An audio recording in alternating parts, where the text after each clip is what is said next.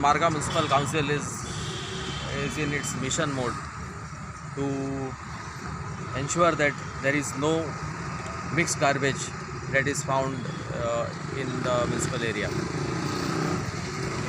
As a part of the exercise, we took this drive, especially after sunset. We have found around 25 business establishments only of this type: gadas, vada pav, and all those omelette and all that stuff. So precisely our thing was correct, our inference was correct, and we found that these are the businesses which are giving totally mixed waste, including the pieces of sauce bottles and all mixed up together. As a first offense, we have fined them 2,000 rupees. Quite couple of them they refused to pay. So anyway, we are referring those cases to the JMFC. Second offense, we have already warned them.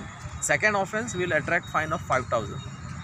And again, continuation of the same offense will again entail 25,000 for every repetition.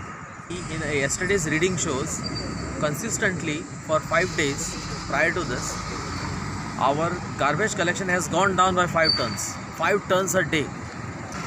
I think if we fine tune this exercise by providing better facilities, now the request from some of them was that we provide a night trip. I think we should go for that once these 2 compactors arrive and they are put on service.